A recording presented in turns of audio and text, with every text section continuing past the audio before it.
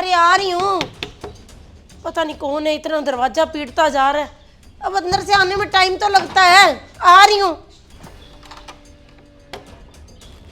अरे क्या है मम्मी, इतनी देर लगा दी आपने गेट खोलने में, कहाँ थे आप?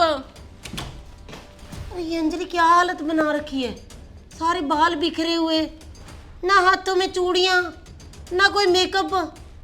क्या है ये सब? मेरी जिंदगी बिखर गई है, आपको भी मेरे बाल दिख रहे हैं बिखरे हुए, मेरी हालत दिख रही है।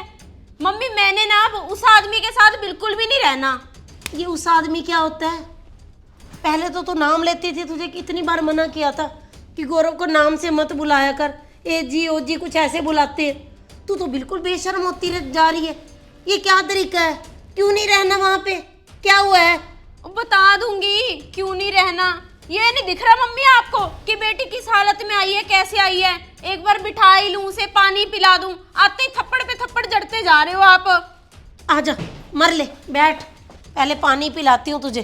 अरे लड़की चौथे दिन लड़ाई करके आ जाए तो एक माँ क्या करेगी? बता हुआ क्या है?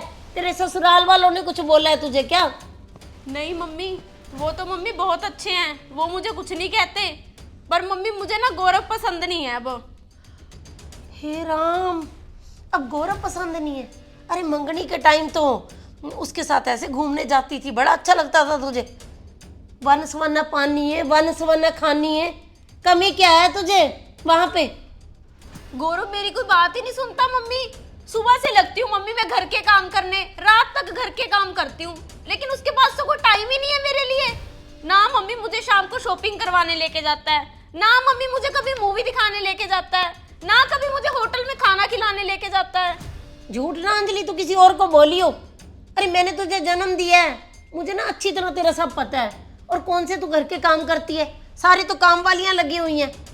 तू ना परछाई है, मेरी परछाई। मैं तेरा ना सब कुछ समझ रही हूँ, कितनी बिगड़ी हुई है तू। गौरव को तो मैं बचपन से जानती हूँ, उसके मम्मी पापा पता कितने अच्छे हैं, तेरा कितना ख्याल रखते हैं। अरे बिगड़ी हुई तो ये मेरी औलाद है। पर एक बात ना याद रखना, मैं ऐसी माँ नहीं हूँ कि तुझे जब मर्जी लड़ाई करे मायके आ जाए और आराम से टैचियाँ पटके यहाँ पे रह जाए। अरे समाज में मुंह दिखाना होता है। मैंने भी मुंह दिखाओ समाज में, चाहे ना दिखाओ, मुझे क्या। पर मम्मी एक लड़की ससुराल से लड़के मायके ना आए तो और कहाँ जाए? कोई बात नहीं मम्मी, पापा को घर आने दो, मैं पापा से करती हूँ बात फिर। अच्छा, तो अब तक 33 सालों से तेरे पापा मेरी सुनते आए हैं, आज तेरे पापा तेरी सुनेंगे। बोल देंगे तुझे कि एक टैची क्यों लेके आई है बेटा, 5-7 टैचियाँ और उठा लानी थी तूने। चलती बन यहाँ से। मैं ऐसी माँ नहीं हूँ जो चुप करके सहन कर लूंगी कि बेटी रोज टैची उठाए और यहाँ पे चली आए। अरे मायका है, ये कोई धर्मशाला थोड़ी है। अरे बातों से बात होती है, जाके बात कर गौरव के साथ, अपनी बात सुलझा। पर घर तेरा ना वही है, तुम्हारा बच्चा भी है, अभी अभी स्कूल की फीस भरी है उसकी। तू क्या चाहती है कि वो यहाँ पे पलेगा? यहाँ यूं नहीं पलने वाला, अपने घर पे पलेगा और तू भी अपने ससुराल में रहेगी। सुन गया? ये अपनी अटैची उठा। मैं ऐसी माँ नहीं हूँ जो मैं ऐसी तेरी हर हरकत सहन करती रहूंगी। मैं तुझे आज चाय पानी भी नहीं पूछने वाली। उठा अटैची और चलती बन। समाज में मैंने मुंह दिखाना होता है। जा यहाँ से। गौरव को मैं फ़ोन कर दूंगी, आ जाएगा बस स्टैंड से तुझे लेने। चलती बन अपनी अटैची उठा के। अभी फ़ोन कर देती हूँ, आ जाएगा तुझे बस स्टैंड से लेने।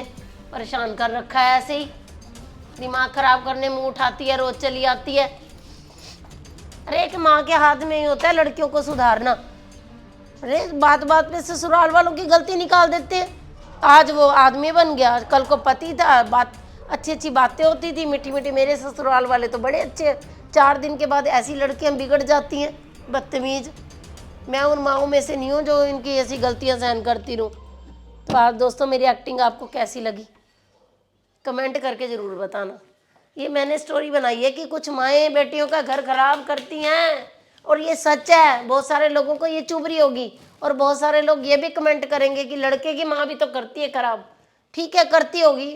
जो आज की स्टोरी है वो लड़की की माँ के ऊपर है, अगली स्टोरी लड़के की माँ पे भी बनेगी कि कैसे कैसे बहुओं को परेशान करती हैं।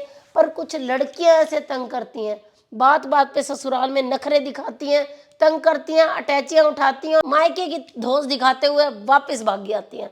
ऐसी लड़कियों को माँ को यही चाहिए कि 2 कान के ऊपर थप्पड़ लगाए और बोले कि अब तेरा ससुराल ही घर है। देखो परफेक्ट कोई भी नहीं होता, परफेक्ट तो एक दूसरे के लिए बनना पड़ता है। एक दो अनजान लोगों की शादी, जब भी कोई अरेंज मैरिज होती है, दो अनजान लोगों को माता पिता पसंद करते हैं, उनकी सारी चीज़ें देख के उनकी शादी कर दी जाती है। शादी के बाद उनको चाहिए कि परफेक्ट कोई नहीं होता, एक दूसरे की कमियों को एडजस्ट करें, एक दूसरे के साथ एक दूसरे को सहयोग करें, एक दूसरे को अच्छे से पसंद करें, तो बस तभी लाइफ चलती है दोस्तों। स्टोरी अच्छी लगी हो तो मनचंदा फैमिली ब्लॉग को फॉलो ज़रूर कर लेना। बाय।